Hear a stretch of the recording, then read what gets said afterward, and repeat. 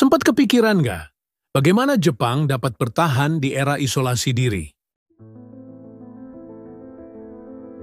Saya bakal coba jawab pertanyaan itu pakai pendekatan dari sumber literasi, entah itu jurnal atau referensi lainnya.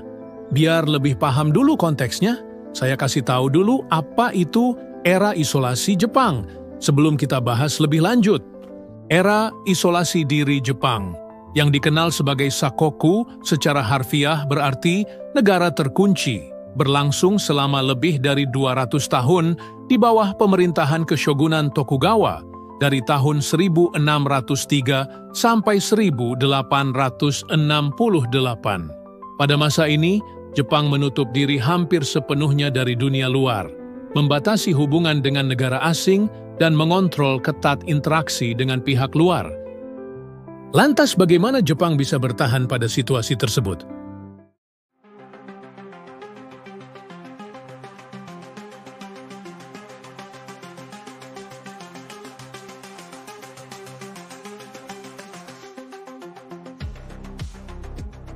Saya udah nemuin 3 sumber untuk menjawabnya. Pertama, ada Japan's Isolationism. Why did the Japanese resort to isolation during European expansion? Oleh Hasan, dipublikasikan tahun 2024. Pada sumber literasi yang pertama, dengan melakukan isolasi diri, Jepang dapat melindungi industri lokalnya. Industri manufaktur Jepang dapat berkembang tanpa tekanan yang berlebihan dari barang-barang asing yang lebih maju. Kedua, ada Seclusion of Japan in Tokugawa. Period, Reasons, Advantages, and Disadvantages oleh Azmir Alam. Dipublikasikan tahun 2023. Pada sumber literasi yang kedua, disebutkan poin yang sama, yaitu Jepang dapat melindungi industri lokalnya dan mendorong pertumbuhan ekonomi domestik yang kuat selama periode Edo. Selain itu, ada poin lain yang disampaikan. Keshogunan Tokugawa menerapkan isolasi untuk mengkonsolidasikan kekuasaannya dan mencegah kemungkinan pemberontakan akibat pengaruh eksternal yang berujung pada perpecahan internal.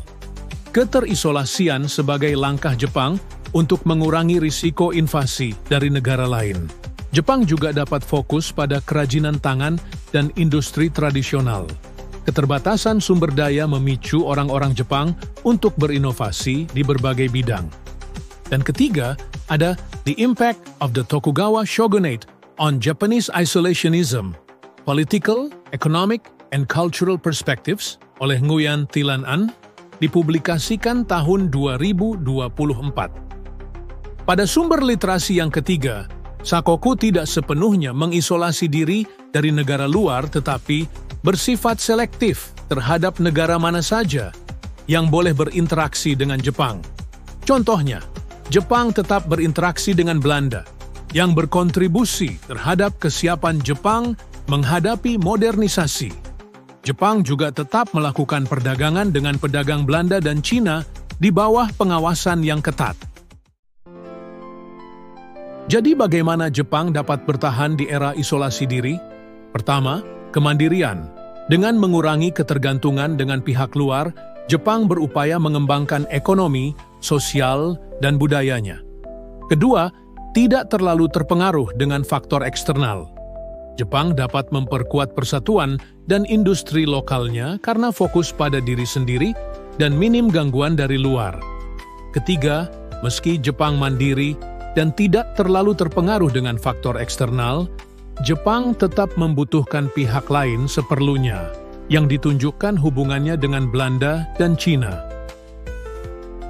Jika ada tambahan atau koreksi, bisa tulis komen di bawah.